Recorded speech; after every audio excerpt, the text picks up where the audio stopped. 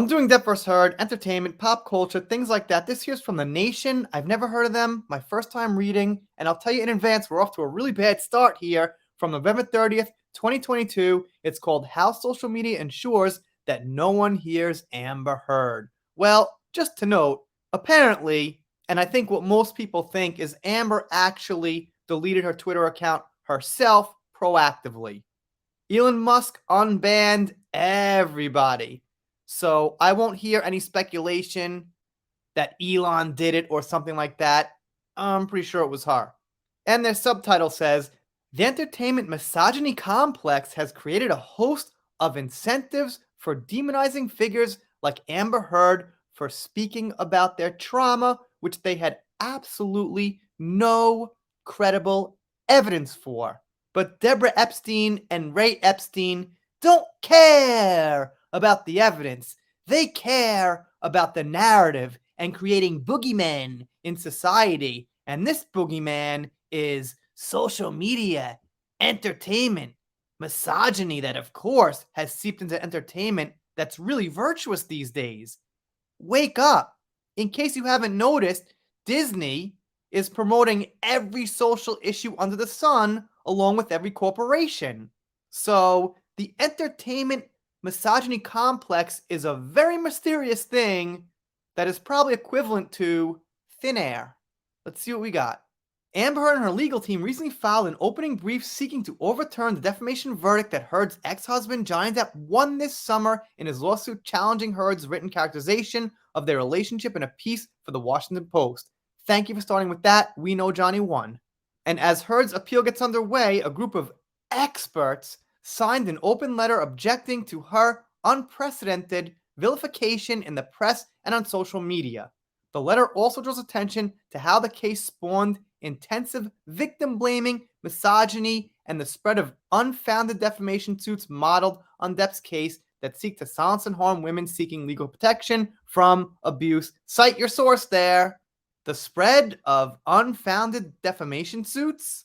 Whatever happened to if you tell a lie about somebody and you've got zero evidence and you don't get punished for it and you get rewarded? Well, maybe some other people will try to bring on false allegations and hurt innocent people, especially men in this case, because I don't see the reverse happening, just to be honest.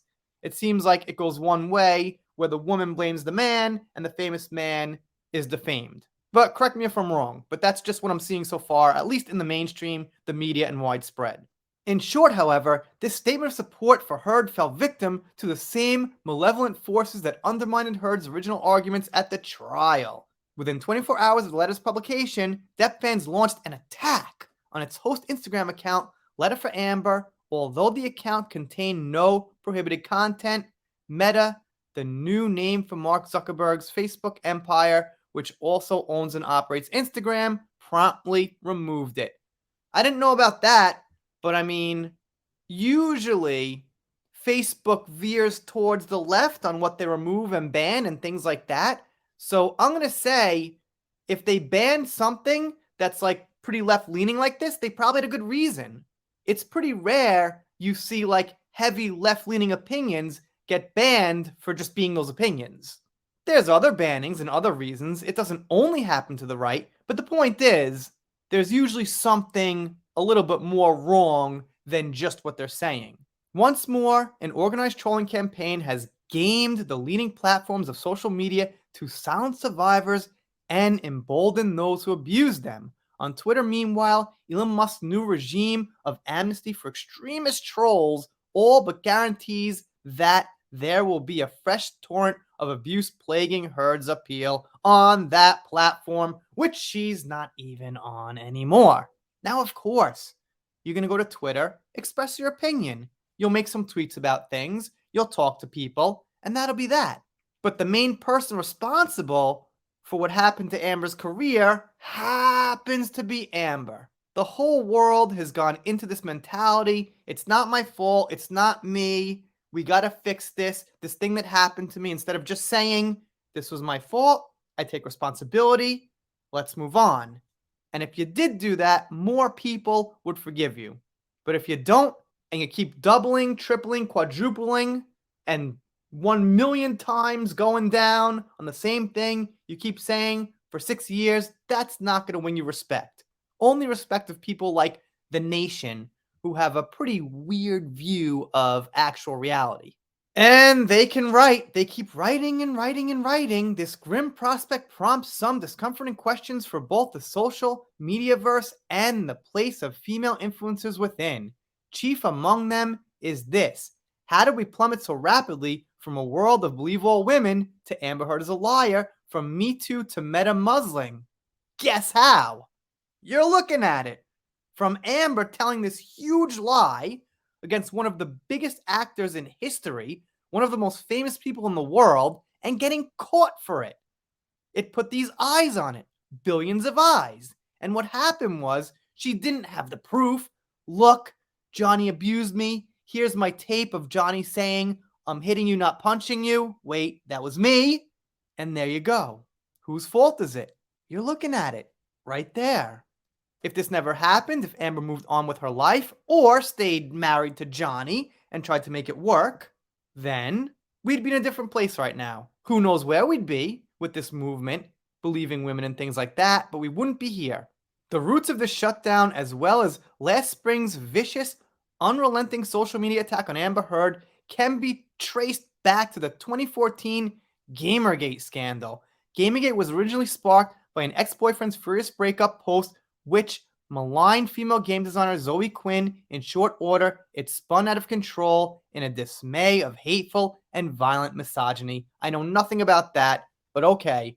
Aggrieved male gamers, many with ties to alt-right and white supremacist online communities, went into full-on attack mode in solidarity with Quinn's rejected lover. Now, I gotta say, when I see alt-right and white supremacy, a big red flag goes up on how truthful this person's being.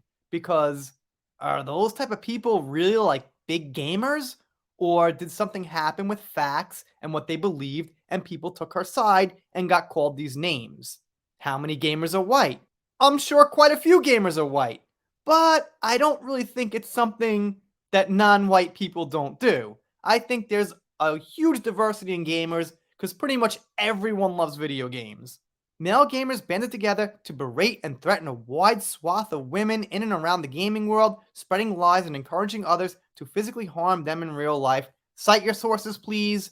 I don't know, maybe you're right, maybe you're wrong, but just cite some sources.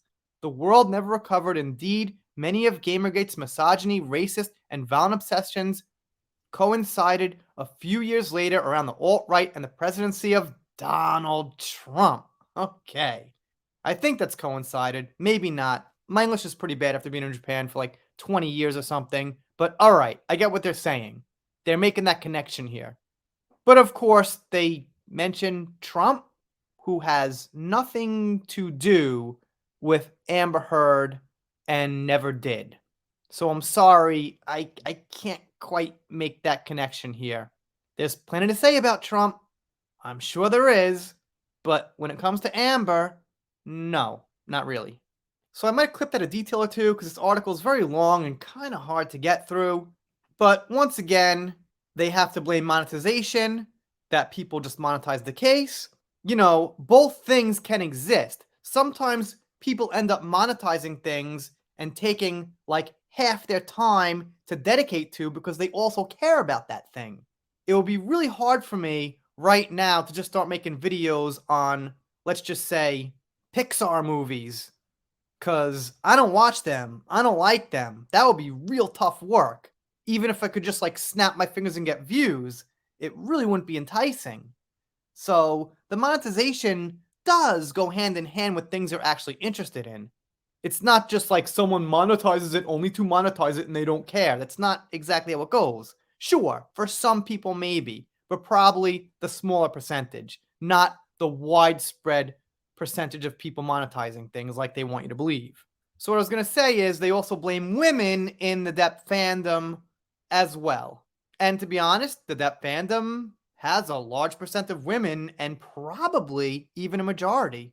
They say that they belittled Amber's emotional composure and her character and financial motivations and all that kind of thing in so many words.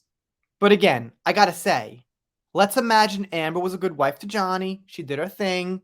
She was fine. She just, was out there. What would these women say? Nothing. They'd say, oh, that's Amber Heard. She's Johnny's wife. Wish you the best. Let's say Amber had real evidence. Let's say that video in the kitchen was evidence and Johnny actually did something physical. Well, women would say, oh, I still kind of enjoy Johnny's movies, but wow, he hit Amber. That's wrong, and I can't support that. I got to speak out against that. That's what they do. But what happened in the facts of reality is that she didn't have evidence and she defamed Johnny, and that was the wrong thing to do. And women responded to that. Well, I should say, not only women, everyone, obviously. And here's how they end it. Meanwhile, for Gen Z teens who are just coming of age, Gamersgate shaped the development of their politics and opinions. I guess? How many of them? Who? Just Gen Z teens? All of them? All those tens of millions of teens were influenced by Gamergate? Don't think so. The unmistakable lesson of the episode was that the self-reinforcing channels of organized online harassment made it so that anyone could hide behind the screen and share vicious fables as facts. In the process, casual misogyny and the threat of violent assault against women who speak out were further normalized online. Women hating white men could feel both comfortable and indeed righteously justified in launching campaigns of terror from the safety of their laptops. Just white men? Just white? That's it? So I guess, they criticize pretty much everyone, but especially white men. Not sure why. Does that mean if you weren't white, you weren't doing this? If you weren't white and you're of the opinion that Amber was on the wrong side of history, that you're correct? Obviously not. Obviously, I don't think that. I don't know. I just really don't see a reason to put white in there unless you could really explain in detail why it's meaningful. I honestly don't think anyone hates women. I think most normal guys appreciate women and they need women in their lives to be happy. So, just hating women wouldn't make sense. So, they'll have to explain that too. Maybe those people hate life and they take it out on their women or women they know or women they see doing wrong, but they probably also take plenty out on men. Is there any man out there who hates on women but just lets every single man they see get away with everything? I don't know. Of course, there's some, but once again, I think they're the minority, not the widespread majority or the norm. But of course, Deborah and Ray must be geniuses. So maybe I just need a lesson in life and I don't know what I'm talking about here. Maybe I'm wrong about everything. You let me know down below. I'm doing shout outs, special thanks. Gotta end it here. Feeling, I don't know, slightly nauseous from reading this. And if you don't subscribe here, consider it. And if you don't consider it and don't subscribe, I guess I'll be sad, but I'll get over it. See you next time.